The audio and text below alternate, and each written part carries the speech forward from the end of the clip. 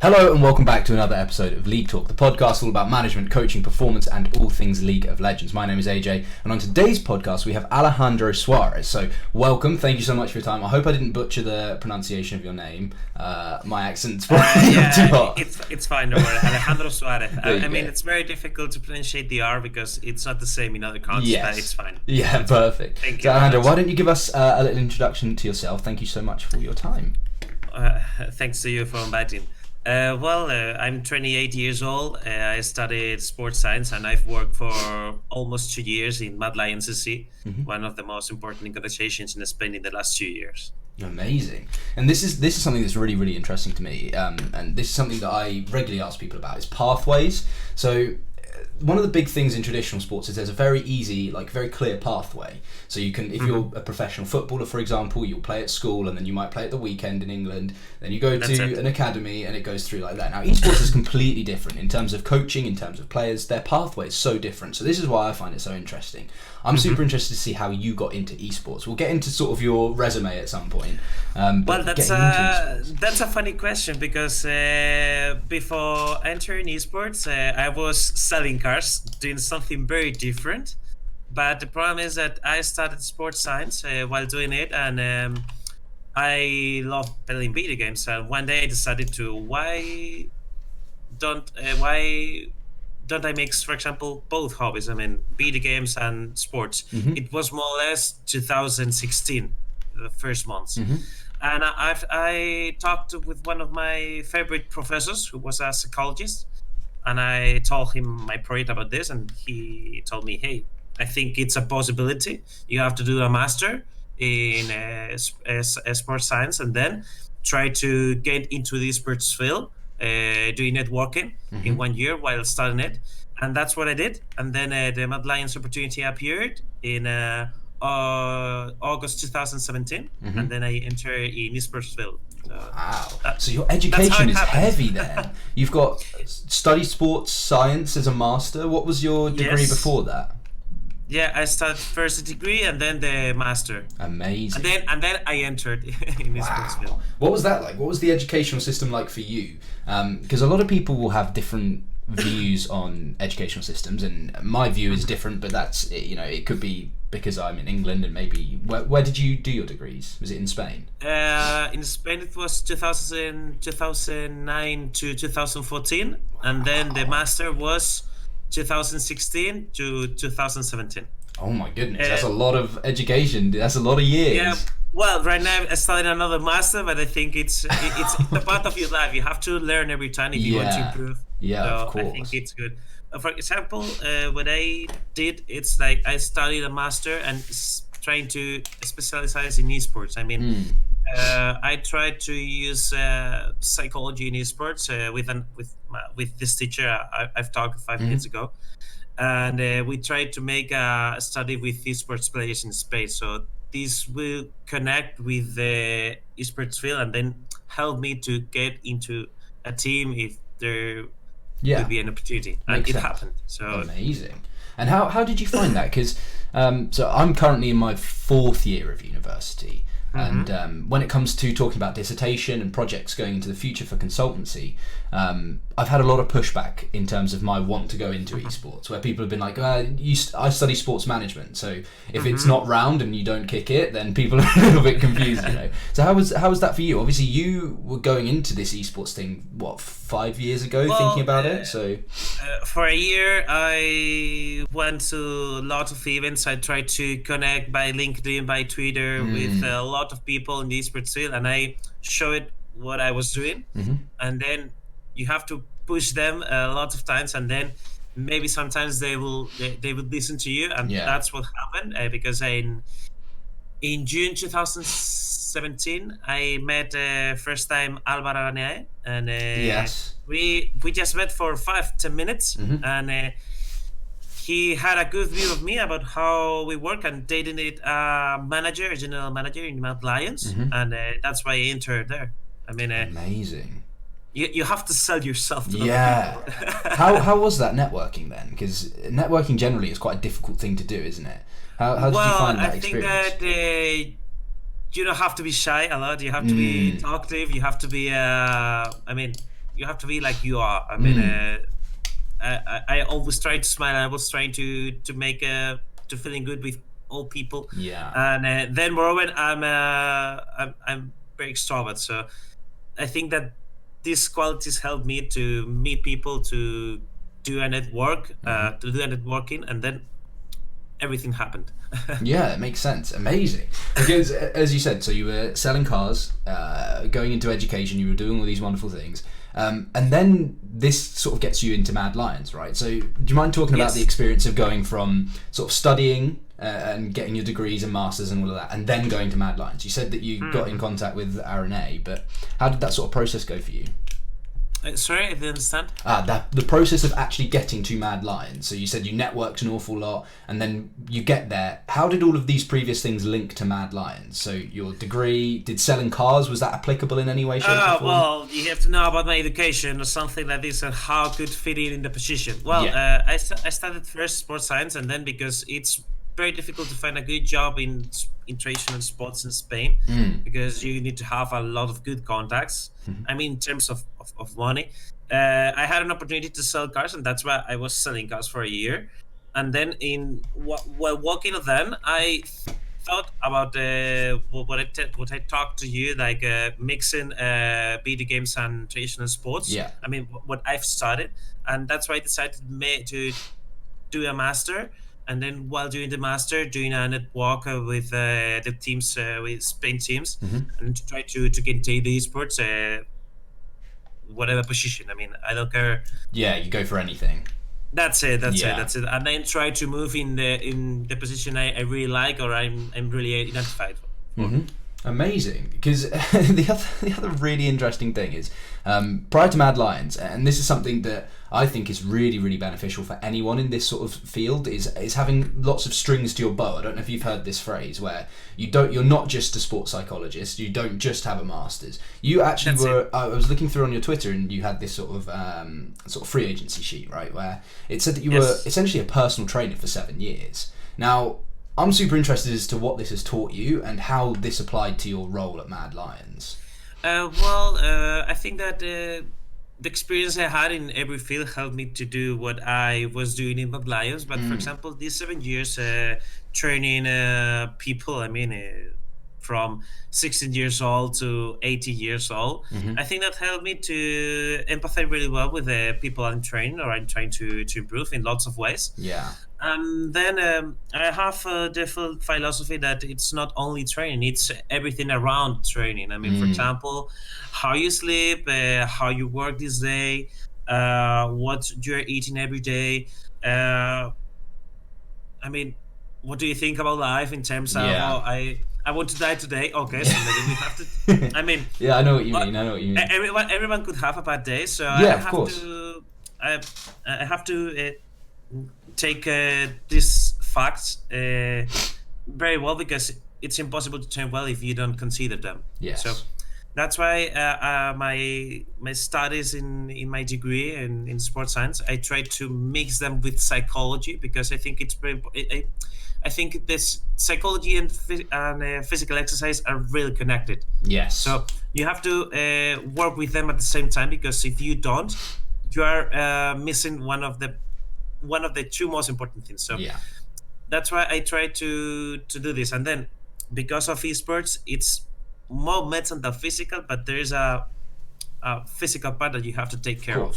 So first, it was very difficult, for example, to help them, because the culture, I know the esports culture, they're not used to do traditional sports or physical exercise to get better, because the most important thing is that you're not watching how it helps you. I mean, you have to train for a long time, and then you will see how it helps you. So that's why at first it was very difficult, but I think that those 7 years helped me to empathize with them, and then to consider how physical activity was relevant for them. Interesting. And when you first came into Mad Lions, what we'll do is actually talk about the role at Mad Lions. So for those who aren't aware of the roles that you've had, we'll come on to that a little bit later. But when you arrived, there was a little bit of pushback then. There were people that were like, why am I doing this? I don't want to exercise. I just want to play. That's it. Yeah. That's it. It's very difficult. Yeah. Have you seen the Nike documentary that they did with the LPL. Sorry, the Nike. You know, Nike as in Nike. Yes. They did a documentary with the LPL. I think I retweeted it on my Twitter. Yes, I retweeted it because sometimes it's very difficult to show players how physical activity could help them. I mean, in lots of ways. I mean, in terms of endurance, in terms of, for example, going for an event. You don't know how exhausting it's going for an event. You know, taking the plane or taking the train, going there, sleeping in a bed that it's not yours. Yeah.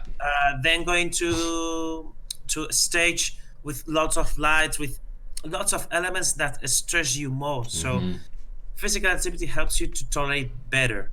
So what we try to do in Mad Lions, it's like controlling those facts that are how to find a word that are stressing you, and then try to convert them in helping you. I see. For example, food, sleeping, planning, physical activity, everything. I mean, that's what we did in 2018, and that's why we almost won everything. Yeah, and I think this is the thing that a lot of people can overlook very quickly, and myself, I've been working within UK esports. And it's very, very easy to see from our perspective, a sportsman's perspective, that physical activity should just be something that you do, right? But when you're not entrenched in this sort of idea of physical activity and exercise is so wonderful for X, Y, and Z reason, when that's not normal to you, coming into esports and all you want to do is play, it makes a lot of sense. That's it. But the most important thing is that it's not only playing. For example, we have our own method that we created with Alejo, our psychologist in Mad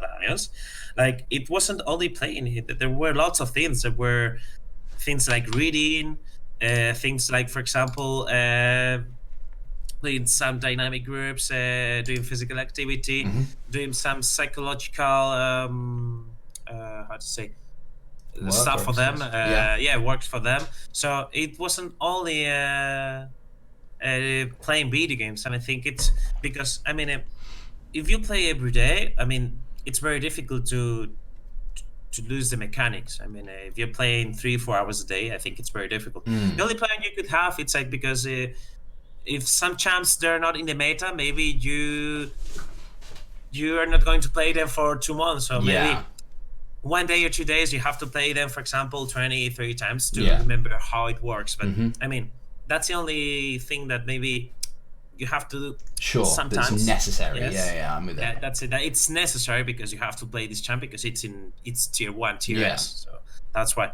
But then I think that there are lots of things, there are lots of facts that you have to train. I mean, memory, everything. I mean, for example, like watching films and then together and then try to find how it was done. I mean, that's an example. That's an example that maybe could help you. For example, for I mean, I don't know. You have to choose, for example, some films to maybe that could help them to make a better team. Choose some, for example, some reviews of other players, how they play, and then discuss how they play. That's it. I mean, it's not only playing. That's what we did in our method, and of course with Alvar that helps us to do lots of things. I think that's why we had a good team in terms of mechanics and macro, but then we had the good stuff to make a good method for them. So that's why I think that the success of Mad Lions. I mean, interesting. See, I've had. Do you know? Have you heard of Ismail Pedraza? Have you heard of the name Ismail Pedraza? He works for Rogue at the moment. He's their performance coach. It's yes. I'm probably pronouncing it horribly. I have talked with him sometimes. I think he's really good. Yeah, so when he's been on the podcast previously, and he spoke about his method, which was what he called a holistic approach. So like you, he would focus on eating, he would focus on sleep. It wasn't just video games. It would be all of these different things. But it's really interesting to hear that it's for you. It's not just these sort of classic sports physical activity sort of benefits. You're not just looking at sleep, you're not just looking at eating, you're not just looking at exercise, you're also looking at training the brain and making sure that the memory's there and all these different things to go alongside it. And I think that's something that I've not even considered, so very, very interesting to hear. Yes, I think that, well, Ismail, he's a really good professional.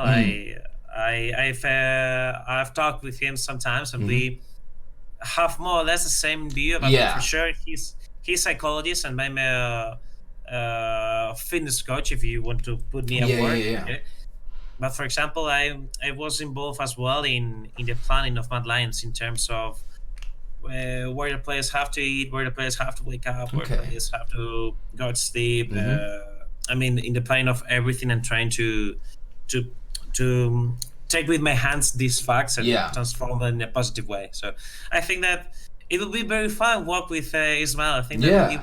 we will improve for sure a lot. Yeah, for sure. Amazing. And something just for the sort of people that are listening and the people at home is a question that I'd really like to ask you is what would you recommend for people at home if they wanted to get into this sort of mentality a little bit better? So it could be exercise and help with their esports career. It could be eating and help with what piece of advice could you give to them that might be beneficial for their career that they can start like today, you know? Well, I think that the most important thing is that the habit make the champion. I mean, you need some habits. For example, waking up at the same time, going to sleep at the same time, trying to do between 3 and 5 meals per day. You have to eat everything. I mean, fruit, carbohydrates, protein, whatever. Then another thing that it's very important for people who want to pick up into esports in amateur and traditional or in a professional way, it's like you have to be constant. I mean, it's very difficult to get in the esports field in a professional way. So you have to continue. You have to push. You have to keep going because it's very difficult to get into and to improve. You have to watch others. You have to learn from others that are better better than you. So it's very important to be very creative with yourself. Then you have to be very patient, and then you have to work hard. I think that's all. I mean, that's all. I mean, that's what you have to do. Interesting. I like that because, as you say, the idea of constants in esports. I've always said esports is a game of hours. You know, this is something where people put so much time into playing these video games that but you the can't. Problem is that, yeah. Sorry for interrupting you. It's like, the problem is that they play lots of hours, but they don't plan these hours. Yeah. I mean, it's like, for example, if you want to play, it's very important that, for example, if you want to play 4 hours, you know that you have to make stop between 2 hours and 2 hours from 10, 15 minutes, you know, to disconnect. And then you have to plan these hours out. What do I have to prove? I have to improve, for example, putting words in League of Legends. So, okay, so first of all, I 30 minutes about how to put words in my position. After that, I'm going to work it in choose holocus, only put in these words. And of course, mute all, because sometimes the community is a bit toxic. Yeah. So, for example, this fact, you are controlling it, muting everything, muting people. So, I mean, and then you have to review it, and then you have to test it again. That's why.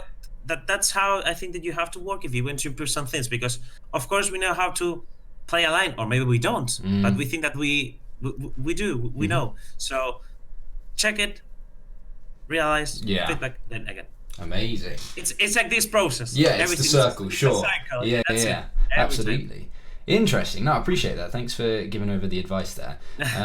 So in esports, as we've touched on a couple of times, you've worked predominantly with Mad Lions. Now, for those who haven't heard of Mad Lions, this is one of the most successful Spanish League of Legends organisations, whom were most recently making headlines because of the SK lineup.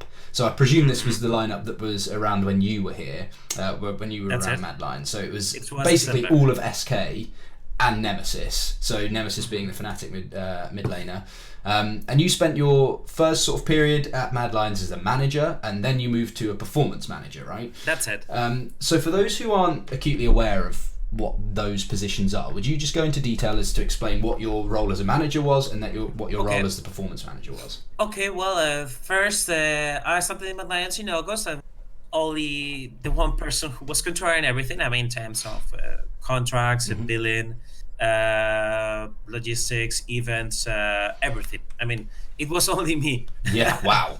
So, yeah, that's how a startup works. So, the first 5 months were like this. I mean, I couldn't focus on, for example, on nutrition, training, planning, performance, communication with the teams inside the game. So, we decided in Mad Lions, because we have going at that moment, like, hey, I think that we need a person of operations here, and I was agree with that. I mean, of course, and they brought to us Antonio, who was our general manager, Okay. and then they moved me to performance manager because they thought that it would be my best position Sure. because of my status.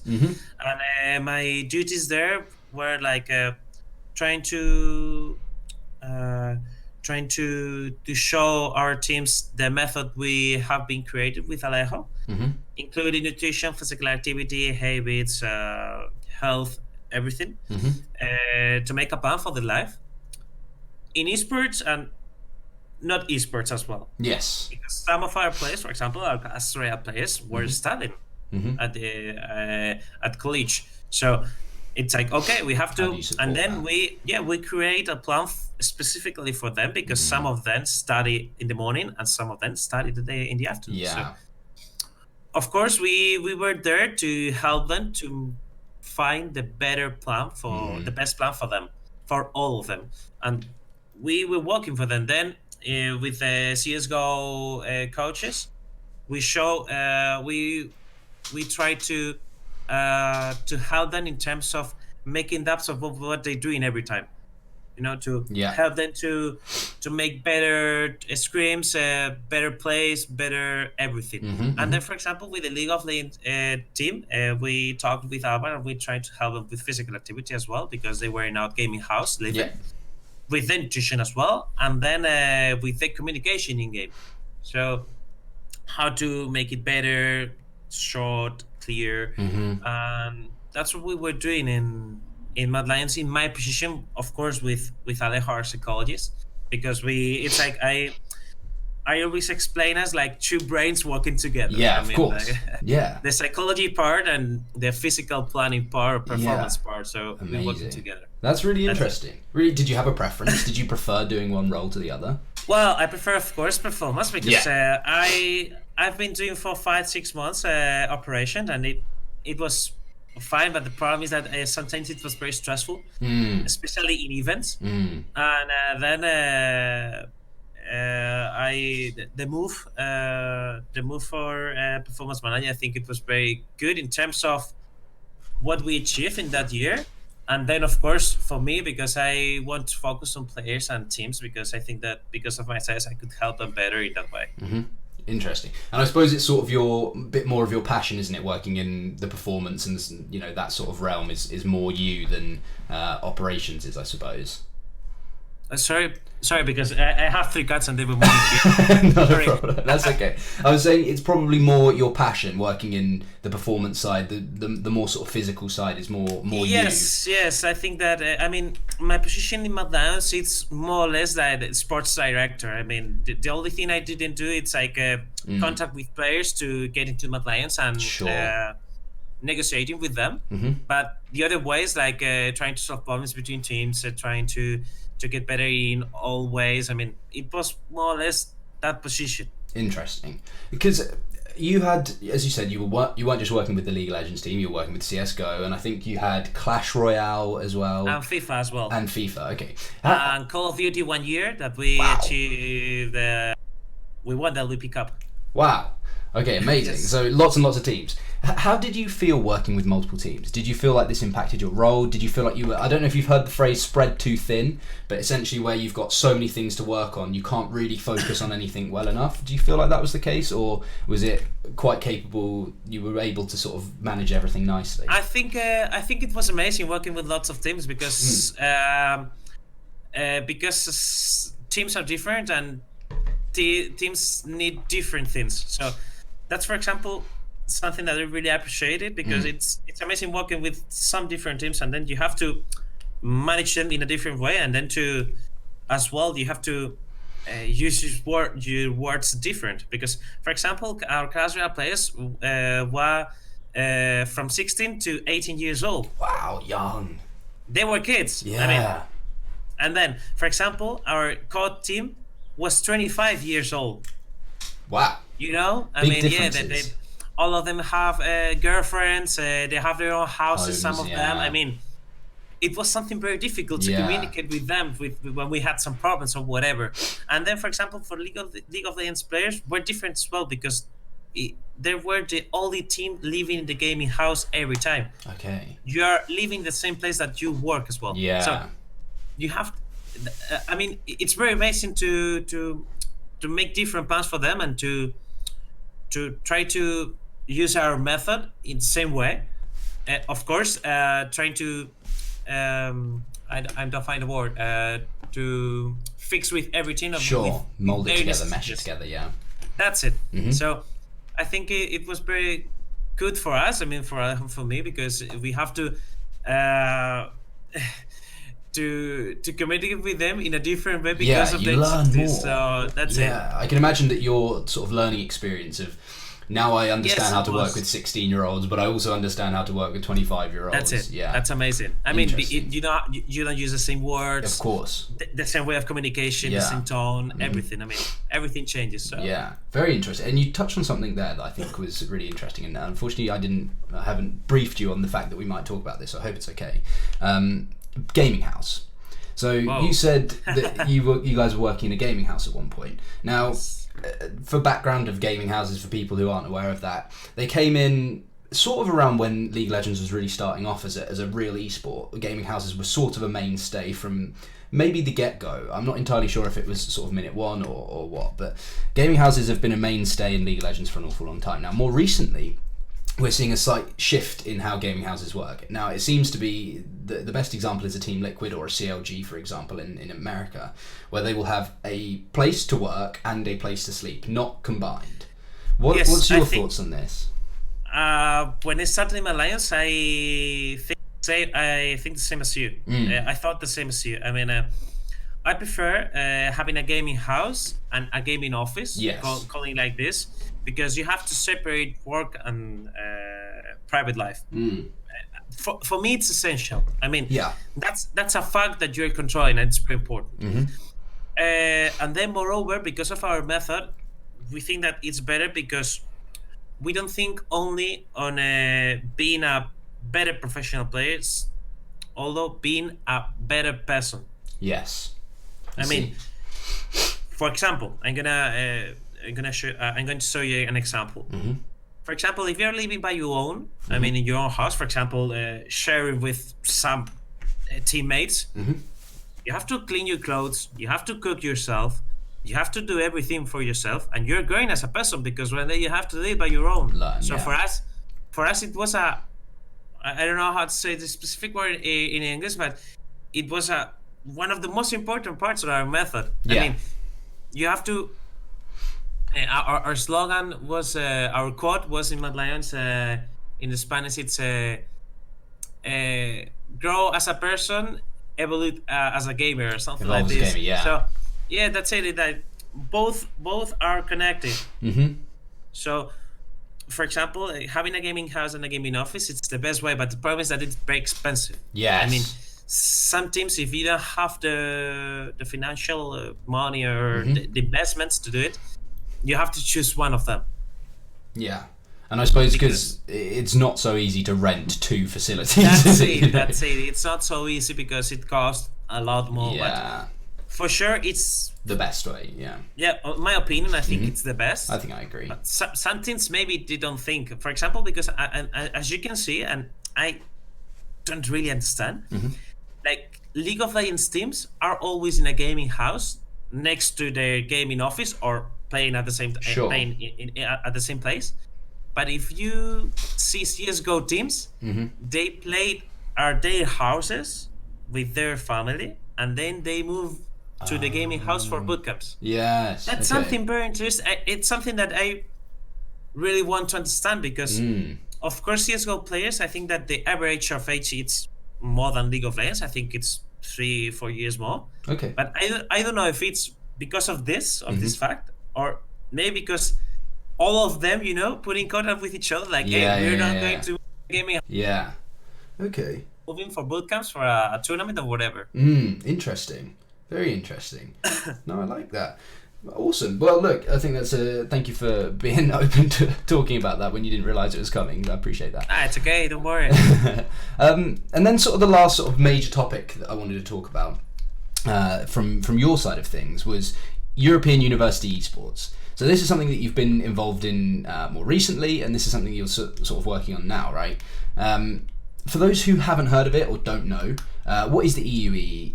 Maybe talking about the goals, its aims, what it does, all those sorts of things. Okay, well, first of all, EUE tries to be the catalyst of esports through universities. I mean, how? With events, competitions, education, specifically education. That's why we are focusing on online education. We created a platform that all organizations could put their courses, and then we're trying to help them to get their target, or the people they want to do that course. So this is European University esports, how it works. I mean, it's very easy. That's all. I mean, perfect.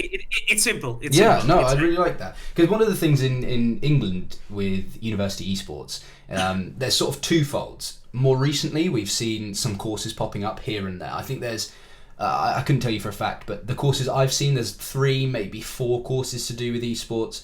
One of the most famous was esports management. I was looking through the sort of courses for that, but there's just not very many, to be honest with you. That's it.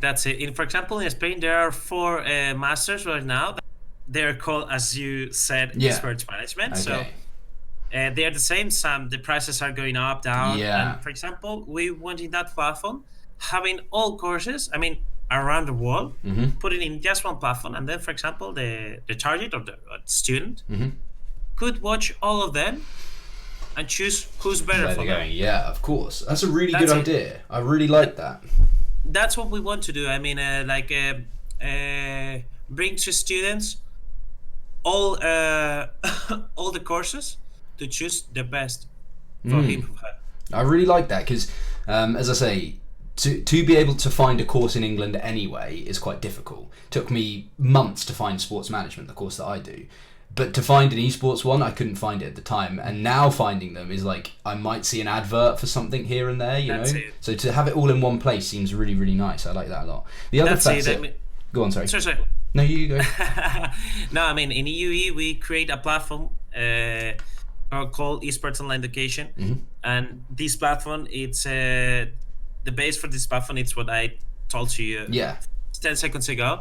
But of course, we would like to go through universities to show esports in lots of different ways. Yeah, and I think this is something that it feels to me at the moment the educational system is a little bit behind on, where they've got so many sports things. Esports, not so much, you know? Yeah, I mean, right now for esports education, it's very difficult because some of the top people working on esports, they don't think that we don't need specific education in esports, and others they think that.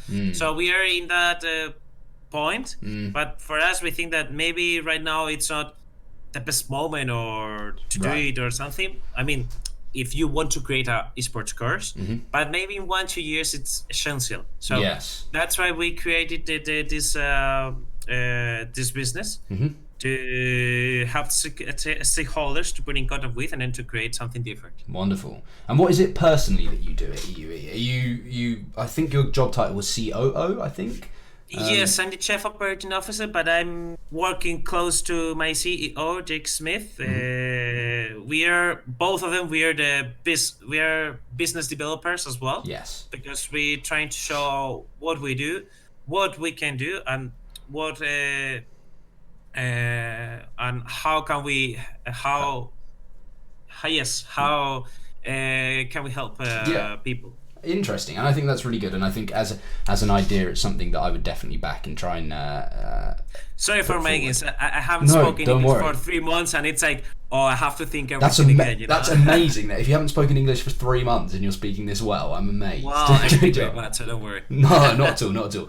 I think as a concept it's a wonderful idea, and hopefully something that really starts to kick off, and maybe it's one of those things that the moment esports in universities grows, this is the moment where you guys go Yes. like There are flying off lots of with them. competitions in Europe. You have some business that they're doing it with close to Riot. But I think competitions, of course, they are there. But the problem is that where is the education? I mean, some people think that this is not the moment. Yeah. It's not the moment yet. But I think it is to make the curses. We have to fail. I mean, we have to show what we can do, and then the people tell us, "Hey, I think this is not the way." Okay, well, we change it. Yeah. I think it's fine. And I think that's one of the things, you with traditional sports, football, cricket, tennis, rugby, whatever it is, we've had literally thousands of years to figure these, like iron the creases out and figure the kinks out. Esports has been what? 15 years maybe. So in comparison, it's like I think the that learning is professional maybe 10 years. Yeah. Maybe less. I think professional in the way that the organization have leagues, the publisher behind him, behind them. Sorry, everything. I mean, contracts. I think professional less than 10 years for sure. Interesting, yeah. So hopefully we'll be able to iron these sort of things out. But that's really interesting. I think as a concept, as I say, that's a super good idea that I think people will hopefully back in the future as well. But obviously you've been working in bettering player performance and the employment of players in terms of the managerial side. Your view, therefore, is a very, very interesting one because you've been on both sides of the spectrum and you can see what people really need to be doing. So is there anything you can suggest or to point people in the right direction of things that are useful to better themselves as a candidate for a team? So if people are looking to get picked up by a team, is there anything you can suggest to make them a better prospect? Well, I think that the first thing could be being yourself. Sometimes we try to be what they want us to be, and I think that we lose our essence. I mean, it's very important to be yourself, and then after that, you have to look about what the esports field need. For example, right now there are lots of offers about producer, software engineer, cybersecurity. I mean, lots of positions are related with technical positions. But then, first of all, you have to be yourself. Then after, you have to focus on what you want to be inside esports field. What you are in what field you are good inside esports field. That's something very difficult because we think that I think I could be coach, but maybe you don't have the leadership, the ability to do so, the empathy, the ability to do that. That's a problem. So you have to think about in which parts I'm good. Okay, try to focus on that, and then try to find the opportunity. The opportunity is very difficult to get it because in the professional field works few people. Yeah. So you have to be good. You need lots of contacts, and you have to do a good network work. I mean, if you're not in every event, if you're not behind people you want to contact with, it's very difficult to get into esports field. I mean, this is my view because I was 1 year talking with every people, being very annoying, like, hey, I'm here, I'm doing this, hey, I'm here, I'm doing this, okay, I mean, you have to be annoying with them because it's like, okay, that's gonna listen to you. Absolutely. You have to be patient, you have to be constant. I mean, you can take lots of values of traditional sports that it will help you to be better, but because I think we have to learn, esports have to learn about traditional sports, has to learn about traditional sports because they have so good things go, so many good things. And then another thing that's very important about traditional sports is that they have existed for more than 100 years. So I mean, professional maybe 1950, 1960, more or less, but I mean they have existed a lot longer for 100 years. So we have to learn so much about them, and we have to take those good things to esports field. And I think that's all. That's the things I can suggest to them. Being what you are. I mean, being yourself. Trying to focus on the things you love most, and then being annoying. I like that because I've often heard when it comes to these sort of things that you have to find what you really, really love and what you really enjoy. I lose you. Sorry. I lost. Right. No. You got me? Yes. Cool. I was just saying that you have to find something that you really enjoy, and I've heard this a lot. And the reason that some people believe this is because if you find something that you don't like, but you're doing it, someone else will love it more and they will work harder. Do you know what I mean? So you're going to be left behind because someone else is more enjoying the thing that you don't really enjoy, and they're working super hard to get it. So I think that's a really interesting take on it, and I really like the idea of being patient as well. You know. Yes, of course you have to be. You have to love what you're doing, but I think that sometimes you have to be. I mean, if you want to enter, maybe you have to sacrifice yourself, and for example, do what is needed. What you are good, but maybe you don't love it. But then maybe you can move into another position. Okay. Mm-hmm. I suppose that's maybe what you sort of did with Mad Lions as well. It's you filled the role that was needed and then managed to get to a place where you were doing something that you really love. You have to sacrifice yourself. It's like East National Esport. You have to sacrifice. You have to go to a gym although you don't like it. Yeah. Perfect. Amazing. So that we're getting there where we've pretty much summed up all of the questions that I wanted to ask you. So firstly, I want to say thank you for your time. But before we get to the end of the podcast, there's always one question that I ask everyone. And the question that I ask everyone is, what can you teach myself or the viewers from your world? Now, to give it some background, there's been so many different things that we've learned over the time. It's book recommendations, it's quotes, it's mantras, things to go by, the way to live your life, all these different things. So does anything spring to mind for you to answer that question? Yes, I have one quote for this. It's like, the team is more than the sum of its parts. I mean, you could be really good in doing, but if you want to be better, if you want to achieve whatever you want, you have to be with a good team. I mean, the team achieves more than an individual. So you have to create a team, you have to believe in your team, you have to go together in your team, and you have to fail as a team. That's something, it's very important, and I've learned from traditional sports and from esports as well. Amazing. I really like that. Maybe that's something that sort of lacks a little bit in esports. When I've seen a lot of documentaries, it sometimes feels like esports teams aren't really a team. And you look at things like the YouTube documentaries that TSM or Team Liquid or anything like this do, and you're looking at these, and to me it doesn't mirror a sports team. These people in traditional sports might live and die by each other. They would do anything for their teammates, and sometimes it might not feel that way in esports. So I think that's an interesting take as well. So thank you for that one. But that is pretty much all of the questions that I had to ask for you today. So firstly, I want to thank you so much for your time. It's been really, really interesting, and we've learned an awful lot through this process. So thank you for sharing your knowledge and your time as well. I appreciate that. But if Thanks people, to you for inviting me. Not it was a problem. a high pleasure. Fantastic. Thank you very much. If people wanted to find you, if maybe they wanted to learn a little bit more about European universities or wanted to follow any of your work, where is the best place that they can do that?